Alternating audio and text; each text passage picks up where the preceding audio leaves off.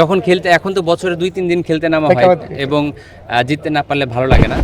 ইনিংসের শুরুটা ভালো ছিল কিন্তু শেষ করতে পারিনি এবং দলও জিততে পারেনি, সো খুব একটা ভালো লাগছে না। বাট আমরা সেলিব্রেট করেছি স্বাধীনতা দিবস ক্রিকেট খেলার মাধ্যমে, সেটা ভালো লাগছে। Gold's Gym across 30 plus countries with over 700 plus locations worldwide. Train anywhere, belong everywhere. অবশ্যই আমরা বছরে এখন ব্যক্তিগতভাবে আমার বছরে এই 2টা ম্যাচই খেলা হয়, স্বাধীনতা দিবস এবং বিজয় দিবসে, খুব ভালো লাগে। না, first of all so nice of them. দ্বিতীয়ত যখন শুনেছি একটু লজ্জা লেগেছে, কারণ আমি আসলে এই যতটুকুই কাজ করি খুব বেশি সময় পাই না, বাট যতটুকুই করি খুবই গোপনে রাখতে চাই, কারণ ওইটা আমার মূল পরিচয় না। বাট আমি মনে করি যেহেতু দীর্ঘ 20 বছর ক্রিকেট খেলেছি, অলমোস্ট 9 থেকে 10 বছর জাতীয় দলে ক্রিকেট খেলেছি, এটা আমার পরিচয়, আমার সত্তা বাংলাদেশ ক্রিকেট। আমি যা হয়েছি, যা পেয়েছি সব বাংলাদেশ ক্রিকেটের মাধ্যমেই পেয়েছি।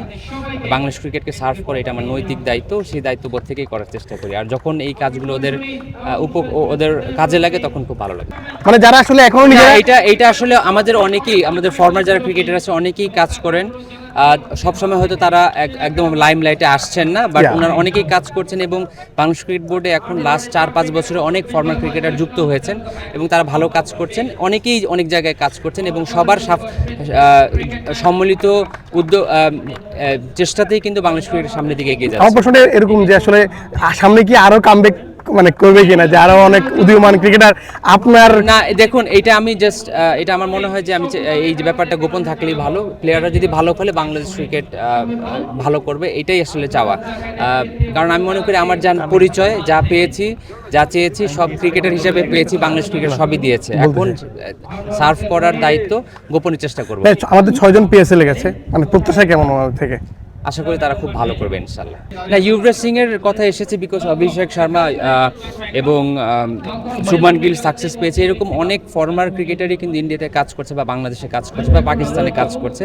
সবার নাম হয়তো আসছে না, বাট সবার সম্মিলিত প্রচেষ্টাতেই কিন্তু ক্রিকেট এগিয়ে যাচ্ছে। বা আমরা মনে করি আমরা যারা বিশেষ করে যে জেনারেশনটা টেস্ট ক্রিকেট খেলে এখন সবাই কিন্তু আস্তে আস্তে রিটায়ারমেন্টে যাচ্ছে, তা আমাদের অনেক বড় দায়িত্ব আছে খেলা ছেড়ে দেওয়ার পর বাংলাদেশ ক্রিকেটের উন্নয়নের জন্য কাজ করা। কেমন লাগছে এবং কি প্রত্যাশা করছেন? তাদের জন্য শুভকামনা থাকবে। আশা করি তারা বাংলাদেশ ক্রিকেটের সামনের দিকে এগিয়ে নিয়ে যাবে তাদের কাজের মাধ্যমে। লাস্ট কোশ্চেন, এটা খুবই মর্মান্তিক, খুবই কষ্ট পেয়েছি।